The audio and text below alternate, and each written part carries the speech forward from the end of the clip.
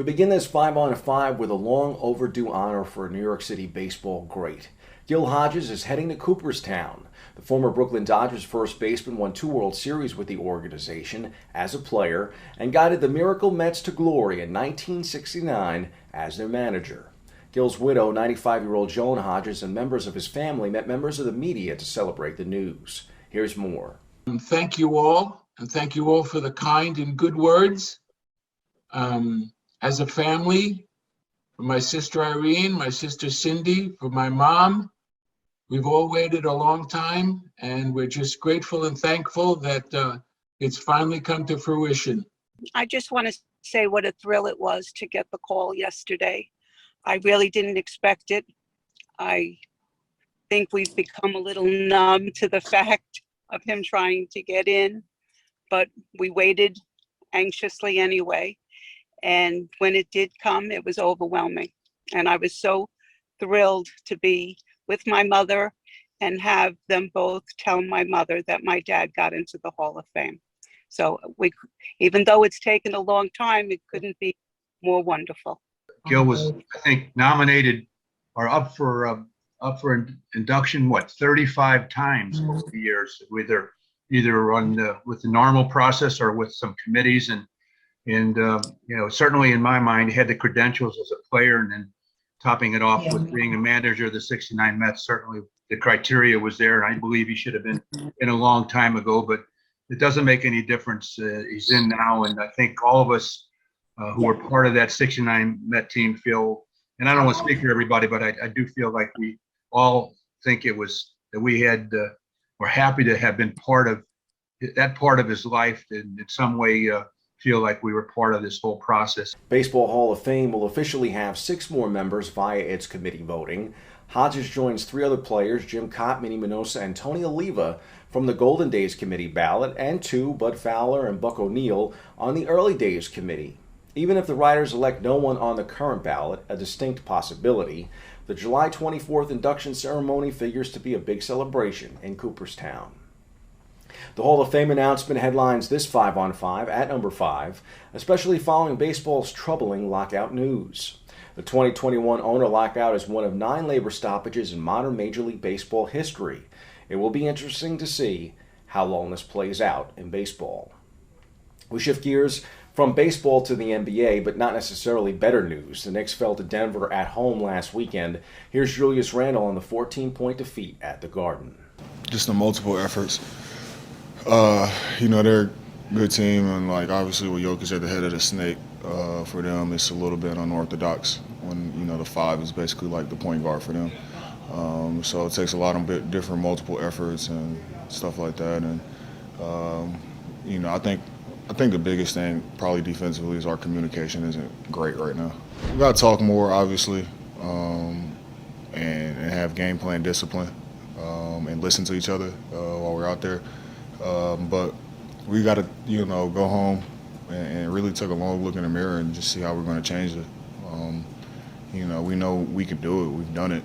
But we're in a funk right now, and it's hard. It's tough. It's not fun. But we have the ability and power to change it, and it's really going to be up to us if we want to. The Giants couldn't keep the good times rolling in Miami. The G-men were flat in South Beach, falling 20-9 against the Dolphins. We go inside the locker room for more. We got to do a better job of taking advantage of all opportunities. We have to understand is the margin for error in this league is so small, okay, and it's so tight. And you look at that team today. We talked about, Brian's done a really good job. Right now he's in year 3. He's got a lot more things moving in terms of, the flow of the organization. And what he's doing a good job of is they really pushed through that 7-game losing streak. And talking before the game, there's such a tight margin. We watch all those games they came away with tough losses, and you say, it's a play here, it's a play there. And that's really the story in every game. And you've got to make sure that you take advantage of the opportunities when they come your way. So when you have an opportunity to go ahead and extend a drive, get points in the red area, whatever it may be, get a turnover on defense, capitalize on something in the kicking game, you got to go ahead and you got to make the play. Very tired. We know that we got to be better on offense. It's something that we haven't been doing this year. We haven't been scoring touchdowns, and, I know even though we're tired, I know the defense is annoyed too because the defense is playing lights out. So we got to do a better job of playing all three phases, and we're not doing that on our side. The Jets didn't fare much better last Sunday. Gang Green had no answers for the Eagles, losing 33-18 to Philadelphia at MetLife. Here's more of the Jets. Yeah, man, the offense, they came out hot. They did a great job moving the ball. Special teams did a great job getting, making plays, getting in field positions. So, yeah, as a defense, man, we got to step up when the time is needed. We had a few stops, but that was in the second half. But like you said, man, when the team is rolling like that, the defense, we got to make plays. We got to step up. It's just there's been times where we all been on the same page, and we've seen what that look like. And the times when we beating ourselves or we we're not executing the right way, we've seen how that look. Every great player or every Hall of Famer, everybody start at the same level. So to say that just because we have guys that's not as accomplished or don't have the experience, I don't really believe in that, because at one point I didn't have any experience, and I had to learn on the fly. I had to learn through my mistakes. I had to learn through the leadership and the coaches that I had. And so every player is going to have to go through the same thing. To their credit, they possessed the ball. They had the ball at the end of the first half. And then they come out and have a really long drive. I think it's 8 minutes on that first drive. And then obviously we go quick on our drive. And then they get the ball back and pretty much take up the entire third quarter. So, that's big. So. That's the front end of 5-on-5, 5 stories that you may have missed and 5 to look out for in the week ahead. In at 1, Lewis Hamilton won the Saudi Arabian Grand Prix and has now tied Max Verstappen in the championship standings. It all comes down to Abu Dhabi this weekend. Talk about an exciting time in Formula One. At 2, the New York Giants will be in LA to face the Chargers on Sunday. That game kicks at 4:05 p.m. In the third spot, the Jets welcome New Orleans to MetLife Stadium Sunday for a 1 p.m. kickoff. A day earlier, the annual Army-Navy game will be played at MetLife at 3 p.m. Our BronxNet cameras will have you covered there. Excited to see all the pageantry. The game is being played at MetLife to honor the 20th anniversary of 9/11. And rounding out this 5-on-5, the Heisman returns to Times Square Saturday night. Alabama quarterback Bryce Young is the overwhelming favorite for the Heisman Trophy after throwing for 421 yards and 3 touchdowns in the Crimson Tide's 41-24 win against Georgia to claim the SEC championship. That's 5-on-5 to the C-List for a closer look at the college football playoff.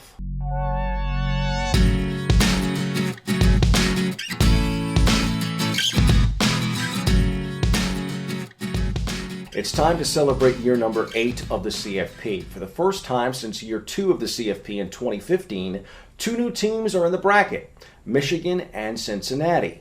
Number 2 Michigan and number 4 Cincinnati are decided underdogs to the favorites, number 1 Alabama and number 3 Georgia, who have played in a combined 13 CFP games. The bracket features 3 of the top 5 scoring defenses, Georgia, Michigan, Cincinnati, 3 of the top 8 scoring offenses, Alabama, Georgia, Cincinnati, and 3 of the top 10 passers. Among that group is likely the Heisman Trophy winner. We just mentioned him a moment ago. In the end, Bama flexed late in the season and is the favorite again, but I really like what Michigan has done this year, and more importantly, I love that we have 2 new teams to cheer for. This Final Four has a look of basketball's March Madness, some favorites and some Cinderellas. The Crimson Tide will have the opportunity to repeat as champions, while the Wolverines enter their first playoff in school history.